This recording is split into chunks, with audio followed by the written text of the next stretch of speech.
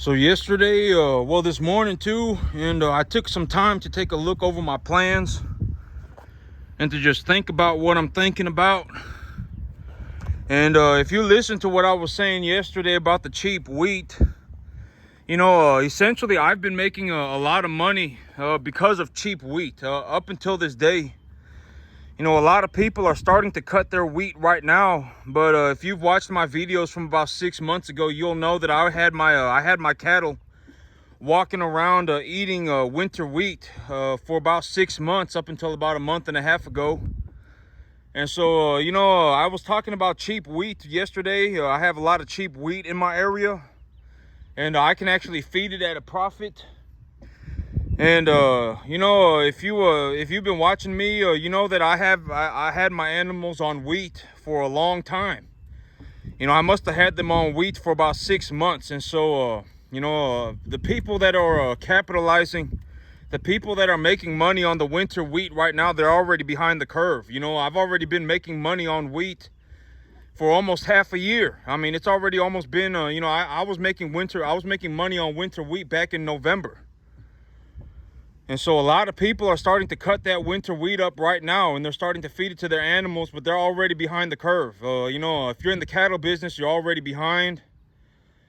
And, but okay, I was thinking about this yesterday, and I was thinking about this morning, but I'm not the only person who has realized that I can just call my broker and buy grain and feed it to the animals and make money on it. I'm not the only person. I always say that if you think about what I'm doing like a race, 90% of you are a tard. 90% of you are a tard. Out of default, 90% of you are a tard. 9% of you are just watching because you think it's interesting, and then 1% actually know what they're doing, right? And the 1% who know what they're doing, they've already realized what I'm talking about. They already know. I was taking a look at what I'm doing and everything that I got going on, and I'm not the only person that has realized that you can just call your broker right now. You can just call a broker right now, buy grain, mix the grain, feed it to the animals. And if you give them a proper diet, they will legitimately gain weight on the grain to a profitable degree. A lot of people, the 1% who actually know what they're doing, they realize they already know what I'm doing, right? I mean, they already recognize that, they've been doing the same thing as me for a long time already. I've already said I've been making money on cheap wheat since about November of last year. If you're starting to feed cheap wheat right now, if you've just started feeding cheap grain, you're already behind the curve by almost half a year. You're already behind the curve by about 6 months. As of this point in time, I would actually be willing to say that the feeder cattle market is probably going to start to fall. I think that somewhere soon, at some point, maybe within the next 6 months or so, the feeder cattle market is going to start to fall. Because a lot of people are behind the curve. A lot of people are behind the curve, and they're already they've just now realized that the commodity markets are essentially set to feed cattle. The price of grain is very low. The price of cattle is very high. You can legitimately just call a broker right now, buy grain, mix the grain into some sort of a good feed for the animals, and you feed it to the animals, and you will genuinely make money on it. Granted that you have some decent cattle, you have 1 to 1.5 type medium large frame animals, commodity type animals. You can just call your broker right now. You can just call a broker right now, buy grain. Grain is very cheap. You can buy a tonnage of corn for about $200 a ton right now delivered. And so, I've always said that corn is the baseline for animal feed. Corn is the baseline for animal feed. And so the price of corn is essentially, if you watch the price of corn, you will essentially understand what is happening with the overall feed market, right? If the price of corn is going up, the price of hay is probably also going up. The price of everything else that you're going to feed to your animals is probably going up as well. If the price of corn is falling, the price of hay is probably falling, and the price of the other animal feed is also probably falling. I've already said like 15 times that the price of corn is the baseline for feed, right? And so, like it does not matter where I'm at, you know. Like you could put me in the middle of a just like a random anywhere. You could put me in a, you know, a middle class neighborhood. You could put me in a shopping center. You could put me anywhere. You know, 90% of people by default automatically are tard. I mean, I don't know why it is that they do what they do. You know, they got some nonsensical thing, and and it's like, I don't understand. I don't want to understand. Keep it to yourself. But like, if you think about me, if you think about this, like running a race, 90% of people are tard. Don't know what, they're just a moron. 9% of people are watching because they think it's interesting, and then 1% of people actually know what they're doing. And the 1%, they figured this out a long time ago. I've been feeding cheap wheat since about November of last year.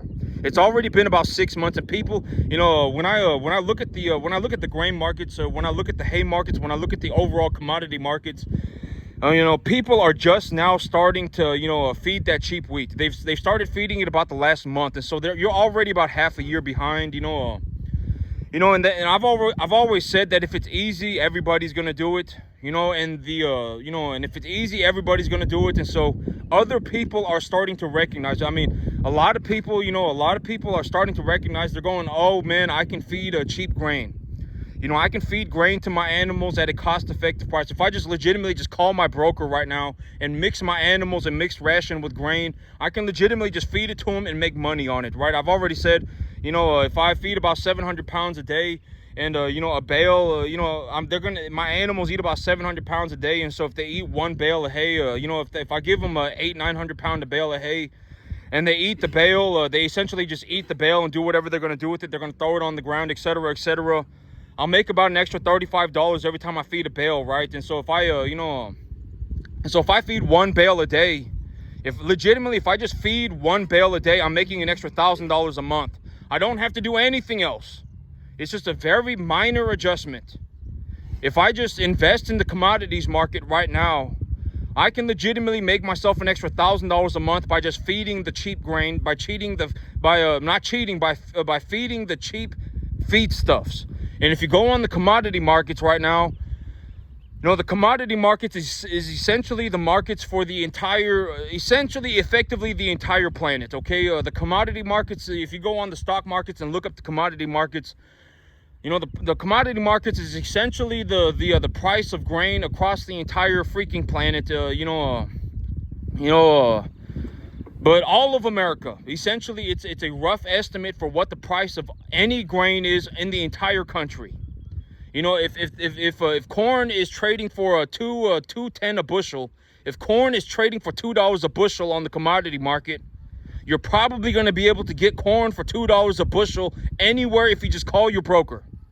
If you just call your broker, it does not matter if you are in California. It does not matter if you are in Idaho. It does not matter if you are in, Rhode Island. It does not matter if you're in Florida. If the price of corn on the commodity market is $2 a bushel, if you just call your broker, you can probably get corn for $2 a bushel. And here in Texas, or excuse me, not $2 a bushel, excuse me, $200 a ton. $2 a bushel would be a catastrophic collapse of the corn market, and people would be, it would be horrible. I mean, if it was $2 a bushel, I mean, I don't know how that, $200 a ton, excuse me. And so, if the price of corn on the commodity market is $4, is $4.50 a bushel, whatever, right? $200 a ton delivered. It does not matter where you are. You could be in New Mexico, you could be in California, you could be in Oklahoma, you could be in Mississippi, you could be in Arkansas, you could be in Florida, you could be in New York, you could be in it does not matter. If you just call your broker, you can legitimately just buy corn for probably about $200 a ton. Here in Texas, we pay about a 10 cent, we pay about a $1 a bushel, we pay about a $1 a bushel premium. And so but roughly that is the price. Corn here in my area is about $200 a ton. If I call my broker and ask him to give me a half a 18-wheeler full of corn, he's going to sell it to me for about $200 a ton. Delivered. And so somewhere else it may be 170. Like if you're in Nebraska, you might pay 165, right? But this is why why I also say you need to take a look at your local commodity market. And you need to find an advantageous situation for you and capitalize on the advantageous situation. I am not giving you an answer, a straightforward answer, because a straightforward answer does not exist. The answer is amorphous. As long as you are objectively correct, it does not matter how you come up with the answer. As long as your answer is objectively correct, it does not matter how you come up with it. You're going to feed your animals a distiller grains. You're going to feed your animals a wheat. You're going to feed your animals corn. It does not matter. You're going to feed your animals alfalfa. It does not matter how you come up with the answer, as long as your answer is objectively correct. Right? It does not matter what you feed your, you could even, like right now I'm feeding my animals a bunch of peanuts. Right? I'm feeding my animals a bunch of peanuts. It does not matter. As long as you have an idea for, as long as you are objectively correct, it does not matter how you come up with the answer. And that is why I'm not telling you, go and feed your animals peanuts and feed your animals, roughage type hay, and then mix in a little. I'm not telling you to do that, because in your area, it might be different. You might live next to an oil refinery. And if you live next to an oil refinery, your distiller grains are going to be cheaper. If you live next to a dairy, if you live next to a lot of dairies, they may have a lot of very good quality hay for cheaper. As long as your answer is objectively correct, it does not matter. What needs to not happen is you need to not act like a tard. That's the only thing. Do not go on some self-implosion, mystical, magical journey. Just don't do that, right? Oh my God, I'm going to put my animals on some worthless feed, and then I'm going to have, don't do any of that stuff. As long as your answer is objectively correct, it does not matter how you come up with the answer, right? What you don't want to be is a tard, a self-implosion, like you are legitimately self-destructing. You're about to wreck yourself. You're going on some mystical, magical journey, and it's not going to work out for you. Think about what you're thinking about. What are you feeding your animals?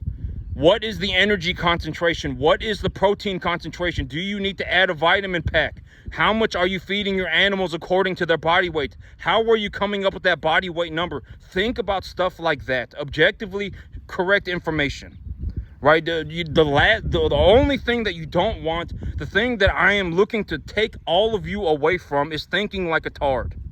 You don't want to think like a tard. If you think like a tard, you will wreck yourself.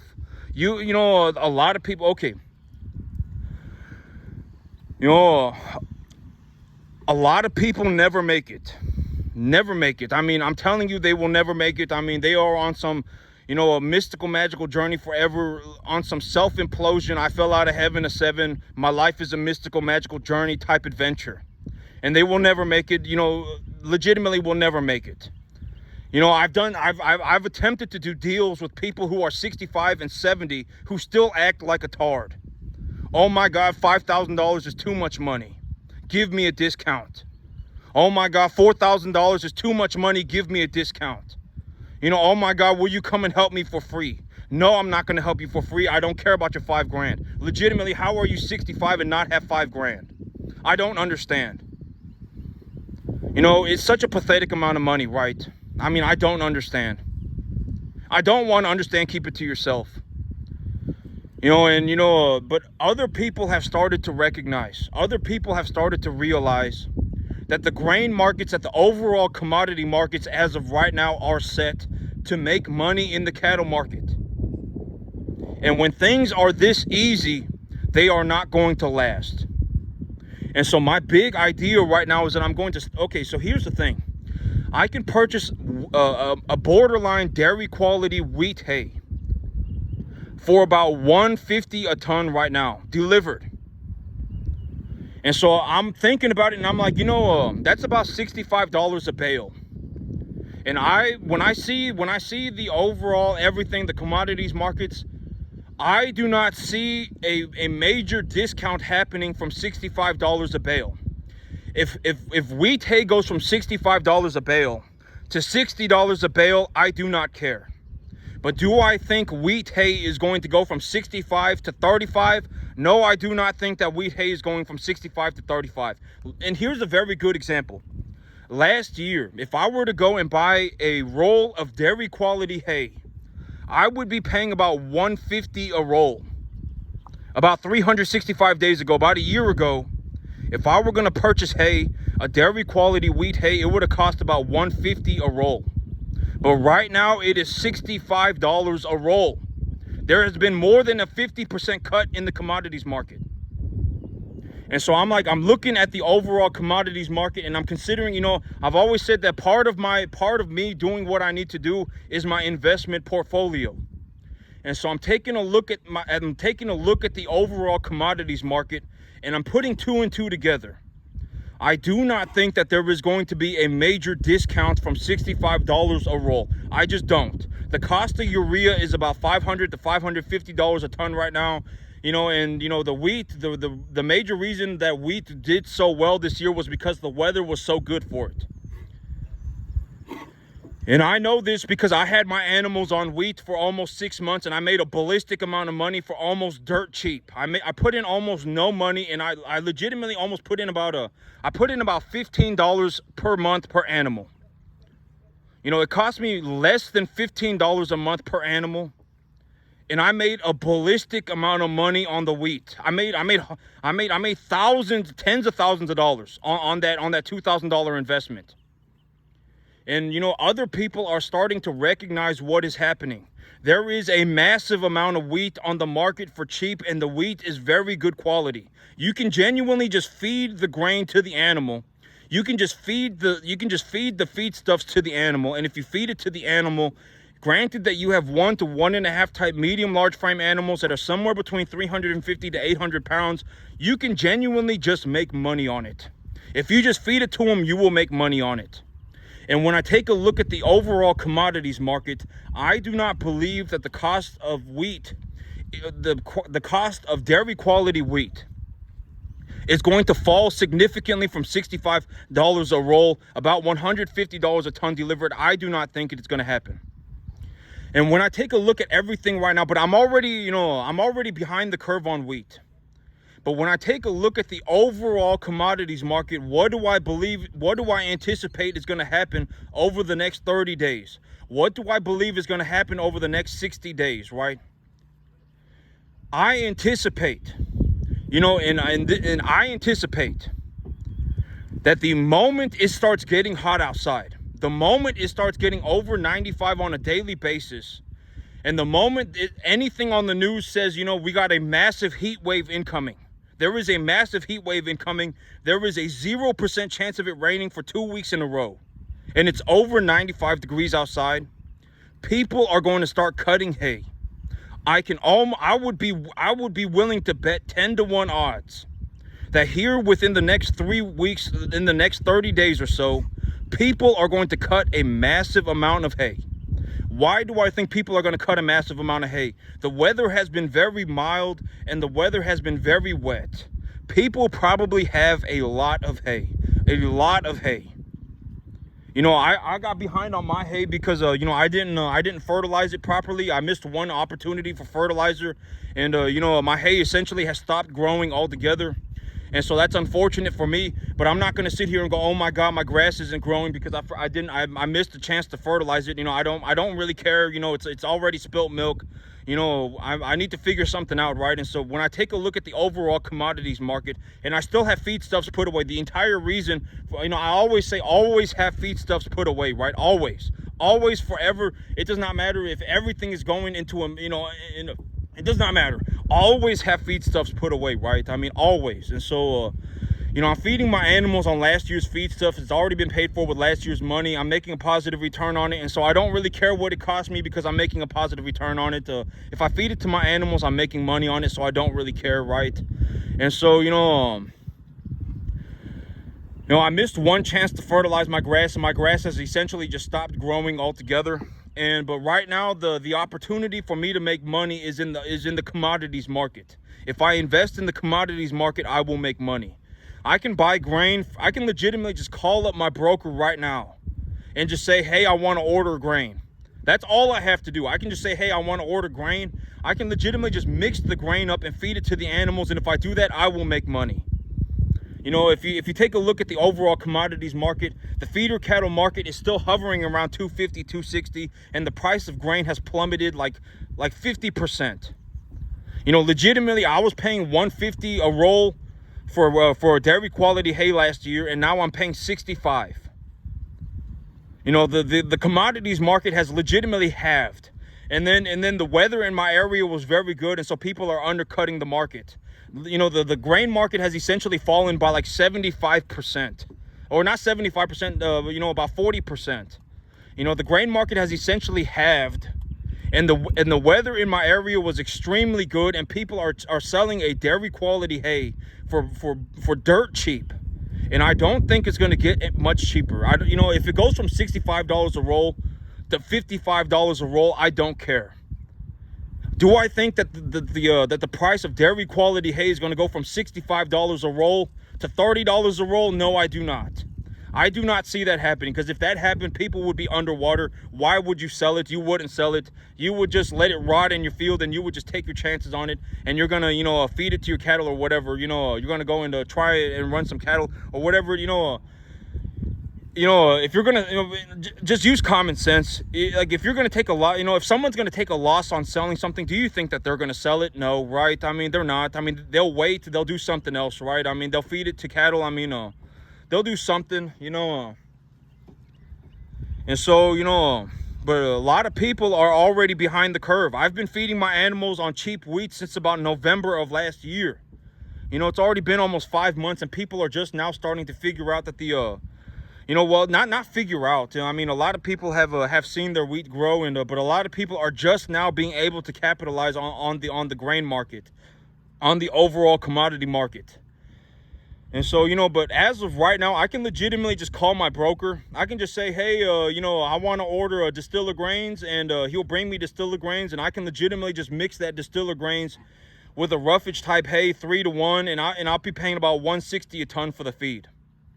Legitimately, I will, you know, and then I can make money. You know, the commodities markets right now are set up to make money in the cattle market. The feeder cattle market, you know, when I take a look at why am I making so much money, it's because of the overall commodities market. I'm just going to be honest. The overall commodities market right now is set up to make money in the feeder cattle market.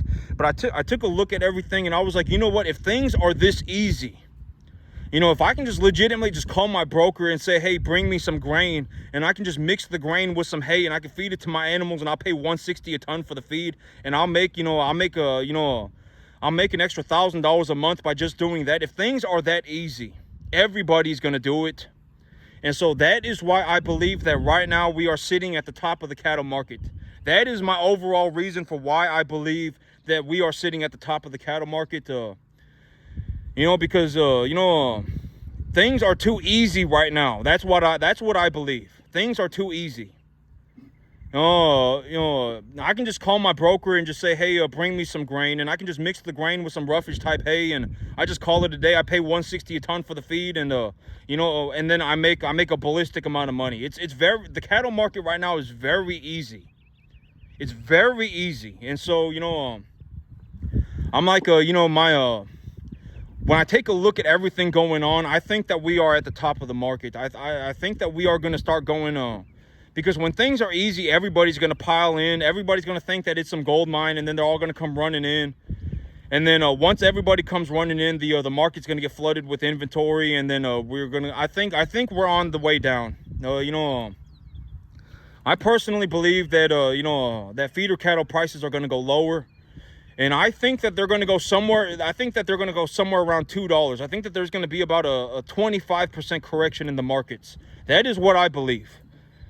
That is just my anticipation. When I take a look at the overall, when I take a look at my investment portfolio, when I take a look at what I'm doing, and then I take a look at things like in terms of, you know, I'm not the only person doing this, right? I've always said I'm not the only person doing this. I did not come up with this on my own. You know, if you think about this like a race, 90% of people are tards. 9% are just watching because they think it's interesting, and then the 1% actually know what they're doing. And the 1% who actually know what they're doing, they've been doing exactly what I've been doing for a very long time as well. You know, I've already been doing this for maybe 5 months. You know, people already know. I mean, people already know. The people who know, they already know that the cattle market right now is very easy. It is very easy. You can just call your broker. You know, the weather's been very good in my area, and, you know, I don't know about the rest of the country, but, But if the price of grain on the commodities market is at a certain number, it does not matter where you are in the country. It does not matter. You can legitimately just call your broker and you can buy the commodity for that price roughly. And so, everybody, people are realizing that the cattle market is very easy right now. I mean, I can almost guarantee it. People are already recognizing it, and a lot of people are already behind the curve. If you just now are looking into getting into the cattle market, I would anticipate that, okay, if you are just now getting into the feeder cattle market, right? Like you are looking at the commodities market and you're going, wow, I can actually make a lot of money. You're not the only person thinking that. A lot of people are thinking that. Oh my God, I can make a lot of money. I can make a lot of money in the feeder cattle market right now because of the overall commodities market. You're not the only person thinking that. You need to be ready for the market to correct. Just be ready. Just ready yourself. Just use your common sense. The market is probably going down. The feeder cattle market is probably going down. Why? Because things are too easy right now. Things are too easy right now. It's not hard to make money in the feeder cattle market right now. And if it's not hard to make money in the feeder cattle market right now, everybody's going to go piling in. And then everybody's going to pile in until a point where things get difficult. And I've always said when things get difficult is when people quit, right? And so it's almost always the exact same thing. It's like this roller coaster, right? Things look like they're easy, so everybody jumps in. Everybody jumps into a point where things start getting very hard. And when things start getting very hard, everybody jumps off. Right? Everybody jumps off, and then when things start getting easy again, that's when everybody piles in again. Right? But the moment, I've said this like 50,000 times too, but the moment things get difficult is when people quit. If things were easy, everybody would do it, but the moment things get difficult is when people quit.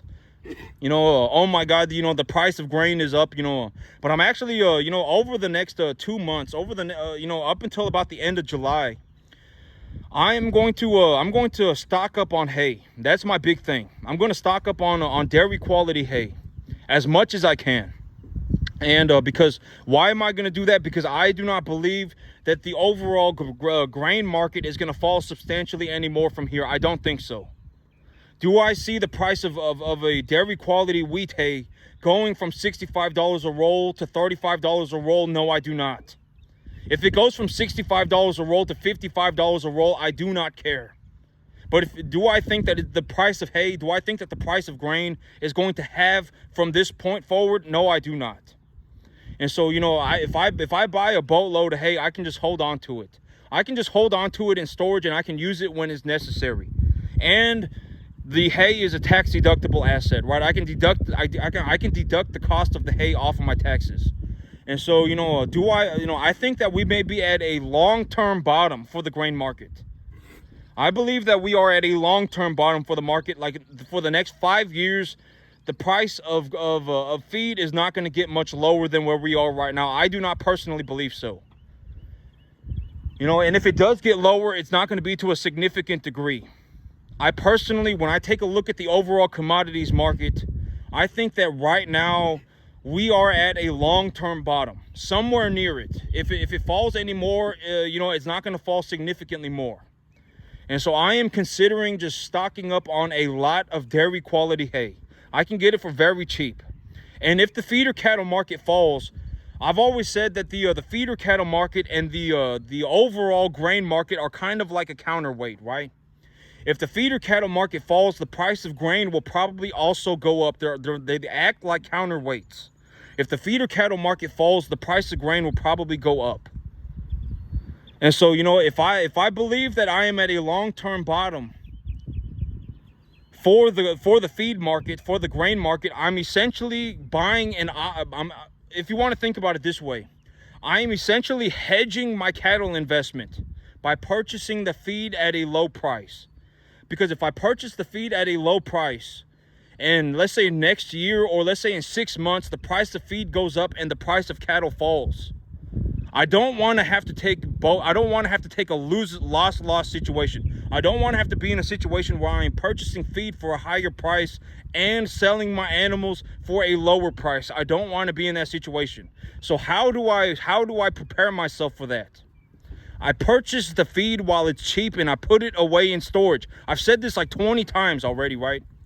Why did I purchase the corn? Because the price of corn was at like a 5-year low. You know, I paid about and this is a very good time to say it. I paid about $220 a ton for my corn delivered. And if I go and I purchase corn right now, I'm going to be paying about $200 a ton delivered. I don't care about the $20. The $20 is negligible. It is negligible money. I do not care about $20, right? But you know, and this is also what I am doing with the overall wheat market right now, the overall commodities market right now. I'm essentially doing the exact same thing that I did last year. I'm just doing it again. I am looking to invest in the feed when it is cheap, because if the price of feed goes up, then the price of cattle will also probably go down. They act like counterweights. I don't want to be in a situation where I'm forced to take a lose-lose situation. So how do I prepare myself for that? I purchase feed when I believe that the feed is unusually cheap, when I believe that the feed is very cheap. Do I think that the cost of feed, do I believe that a round roll of dairy quality hay, you know, do I believe that the quality, or excuse me, do I believe that the price of a dairy quality winter wheat is going to fall significantly from $150 a ton delivered? Do I believe that that is going to happen? No, I do not. I do not believe it is going to fall significantly. If it falls 10%, I do not care. Do I think we're going to go from $150 a ton delivered to $100 a ton delivered? No, I do not. I do not think that it's going to get that cheap. Right? I don't think it's going to get that cheap. If it goes to $140, I don't care. You know, I don't care about the $10, right? And so, you know, I'm taking a look at the overall commodities market, and there's a lot of ways that I can do this. But by the end of July, I am going to stock up on my big plan right now is to stock up on animal feed. Because there's a lot of ways that I can do this. I can purchase a dairy quality hay. I can purchase a roughage type hay, and I can buy distiller grains. You know, I can buy alfalfa. I can buy soybeans. I can buy peanuts. There's a lot of different ways that I can do this. But I'm going to keep my eyes on the commodities market. And when I see an opportunity, my big idea right now is to invest in animal feed. I'm going to put money in animal feed. I've already said that the number one thing that I love investing in is cattle and animal feed, right? Number two is real estate. You know, number one is cattle and cattle feed. Number two is real estate. And number three is equipment. You know, equipment. And I'm saying like number one is on the very top. Number two is a little bit ways down from it. And number three is like all the way down to the floor. The last thing I want to invest in is equipment.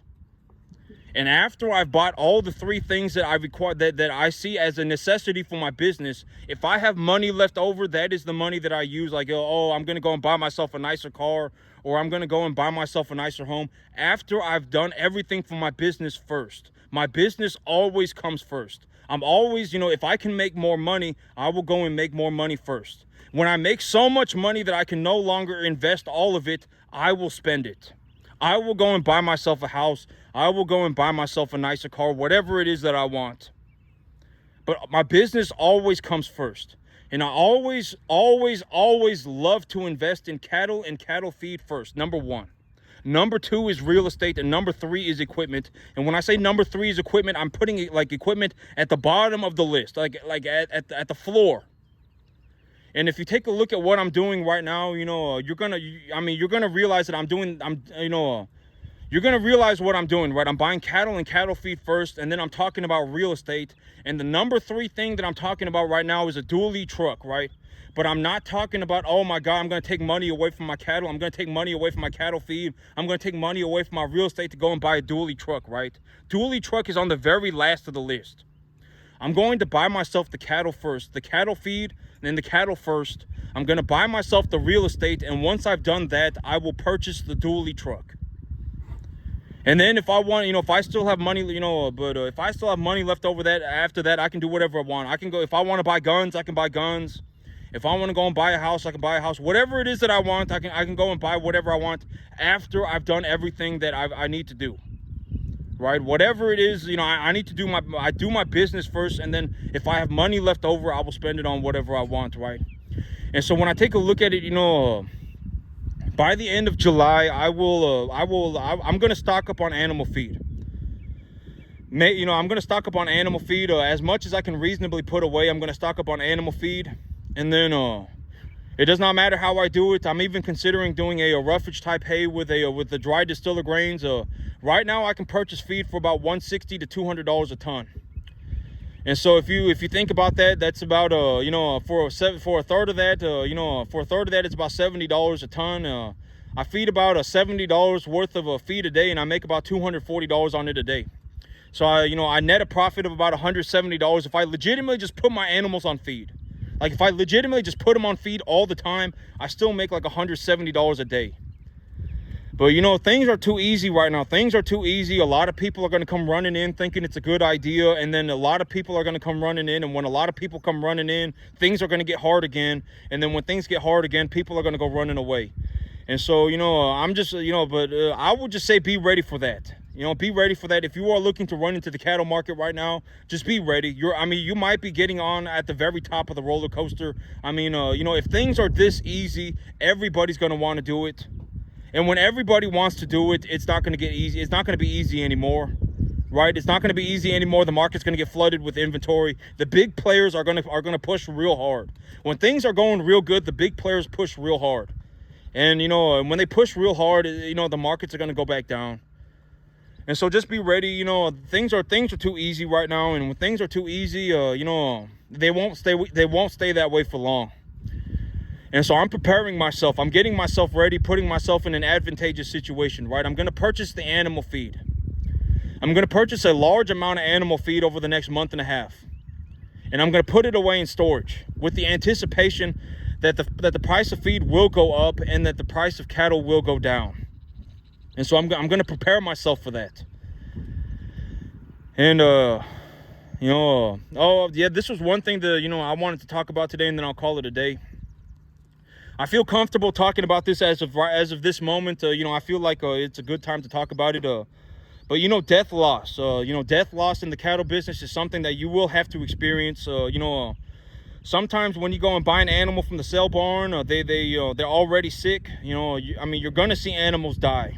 I don't know how else to tell you this, but be ready. If you're going on some La La Land adventure, you're going to go on a mystical, magical journey, just understand that you are going to see animals die. You are going to see animals die. A lot of people, there are people who sell sick animals on the market on purpose. They will go and take a sick animal to the sale barn on purpose. You will see animals die. It will happen. And so, in terms of my business, this is how I deal with death loss financially. I feel okay talking about this as of right now, but let's take me for an example, right? I have 51 animals. And I pay roughly $800 to $850 an animal, right? I have 51 animals, and over the last 6 months, I put in about $15 an animal. I put in about $20 an animal to raise the animal. My animals are currently at a 1-to-1, or currently a majority of them are a 1 to 1.5 type medium large frame animal. And they're, at a body conditioning score of 6 or higher. And the feeder cattle market is sitting at about $250, $260. And so, if I put about $800 into each, and let's just say, let's just make the numbers easy. Let's just say after I've put in all the money that it costs to raise them and the money that it costs to bring them home, I put in about $1,000 on the animal, right? It cost me about $1,000 an animal. It's cost me about $1,000 an animal. But I lost 8. I lost 8 of them at the very beginning. So 8 animals times let's just say 8 animals for $7,000. So now I have 43 animals left over, and I have a $7,000 loss. Well, how I do it is I spread the $7,000 loss across the 43 animals. And so now I say, instead of $1,000 per animal, I now need to invest $1,150 an animal. Because my break even is now about $1,150 an animal, about $1,200 an animal. So if I want to make money, I need to make more than $1,200 an animal. And as of right now, I would just anticipate that I'm going to make somewhere around $1,500 to $1,600 an animal. So I'm still going to net a profit of about $400 to $500 an animal. I would just say, $300 to $400 an animal. At 43 animals, that's about $15,000. So that is how I run the numbers for death loss. If I lost 8 animals at the very beginning and I paid about $850 per animal, and that's about $7,000. I have 43 animals left over, then I divide the 7,000 by 43 and I evenly distribute the cost of the animals across the other animals. And that's how I run. That is how I keep track of how much do I need to make per animal to break even. And so that was the last thing that I wanted to talk about that today, because I feel like I just felt okay talking about it today. I know I said a long time ago that I didn't really feel like talking about it. But right now I feel okay talking about it, and so that is how I deal with death loss. I evenly distribute the cost of the animals across the entirety of my herd, and then I make that my break even. And so right now I need to make about $1,200 an animal to break even. Realistically, about $1,200, and so But the commodities market right now are set, and I'm actually thinking about expanding my herd. I'm thinking about expanding my herd because the commodities market is set for to make money in the feeder cattle market.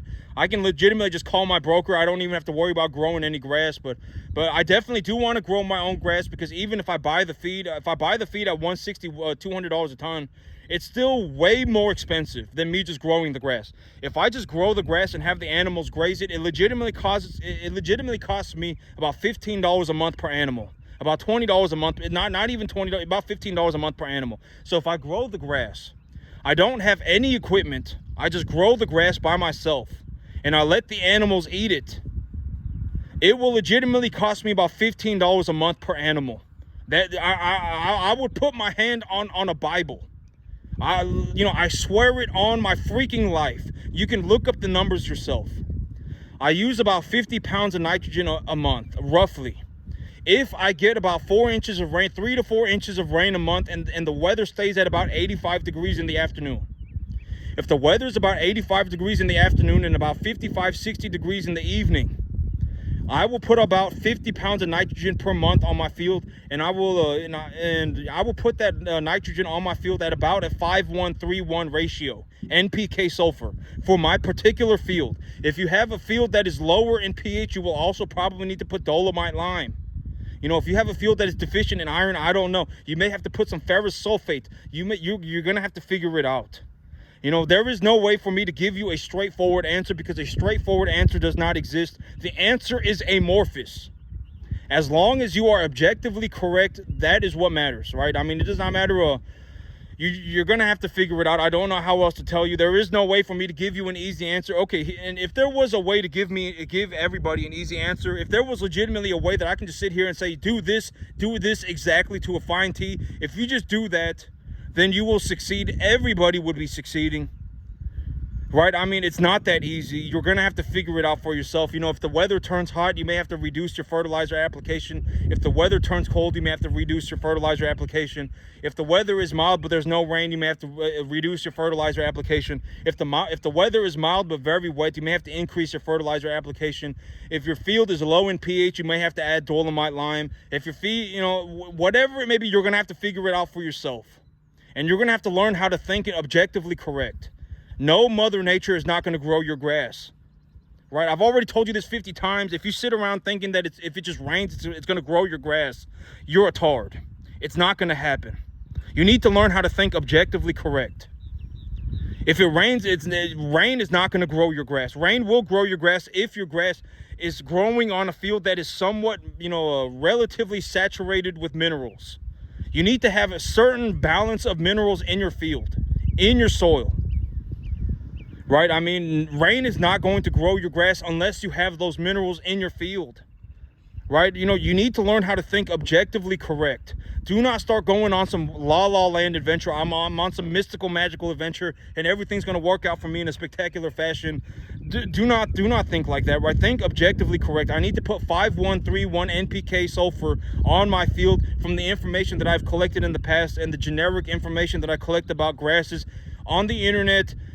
And when I look at my field, when I look at a satellite image of my field and take soil information off the internet, then I realize that my soil pH is at about a 7.5 to an 8. So my soil is slightly alkaline. The additional nitrogen and the additional sulfur will help reduce the pH of the soil over a long period of time, etc., etc. You need to learn how to think objectively correct. right? You know, if I'm gonna put phosphorus, potassium on my field, then I need to plow my field. You know, if the weather is mild, and I'm gonna get a substantial amount of moisture over a significant period of time. You know, if it's legitimately going to rain like 3 inches over 3 days and it's like 80 degrees outside right now, then the soil will supersaturate, will saturate to a certain degree where things will start sinking into the soil.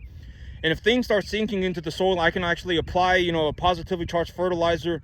You know, if it's too dry, it does not matter if you apply a positively charged fertilizer, because if you apply a positively charged fertilizer, it's not going to go anywhere. It's going to bind to your soil and just stay there, right?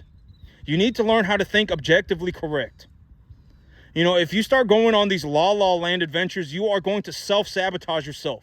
This is what I mean by you're a retard. You are going to implode. You will self-sabotage yourself. You will lose everything. You will never figure anything out, and then you will die that way.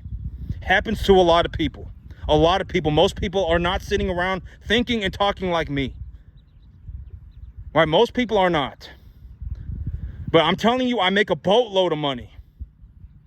You know, when you watch me doing what I do, just understand that I make a drastic amount of money. Most people cannot even make 10% amount of the money that I do on a 10-acre field. I bring home like $7,000 cash every month on a 10-acre field. That is kind of ridiculous.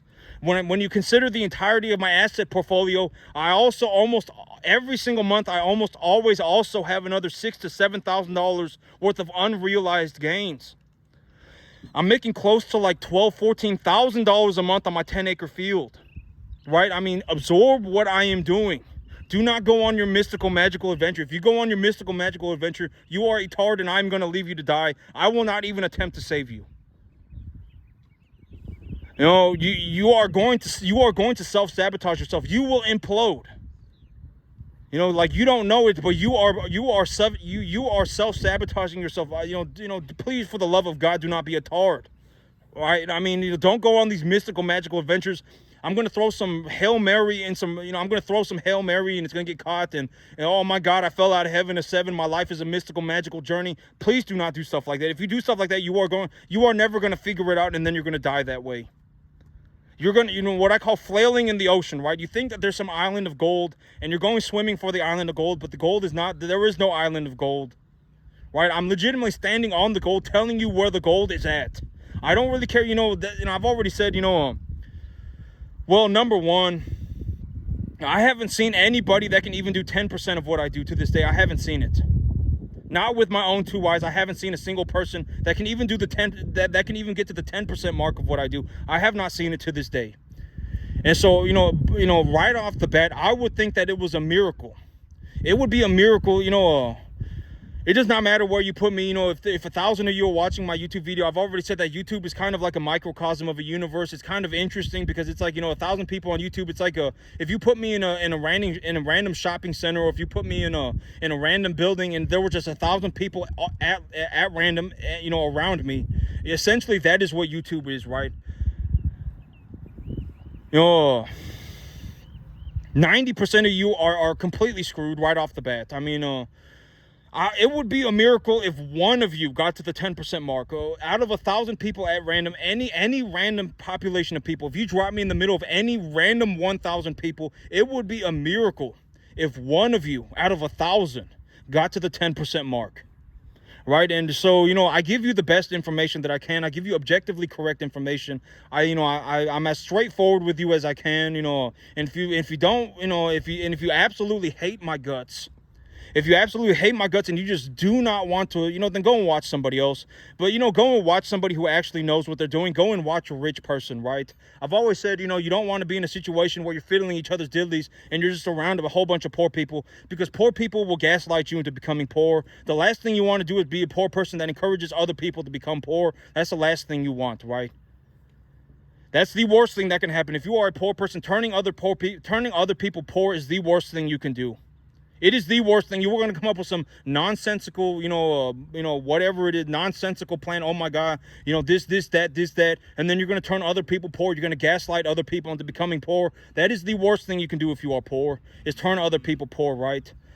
And so, if you just absolutely hate my guts and you're like looking at me and you go, oh my God, whatever, you just absolutely, then go and watch somebody else. But at least watch somebody who knows what they're doing, right? Don't go and watch Billy Joe Bob. Billy Joe Bob is a tard, right? I mean, don't go and watch Billy Joe Bob. You know, go and watch somebody who knows what they're doing. It does not have to be me, right? To go and watch somebody who is making a lot of money and figure out what they're doing, right? There are a lot of feed yards that make a lot of money. I mean, somebody must be making money. You know, there are people in the beef industry that a lot of people make money in this industry. It's not just me, you know, and more or less everybody's doing the exact same thing that I'm doing. But that's it for me today, YouTube. Y'all have a good one.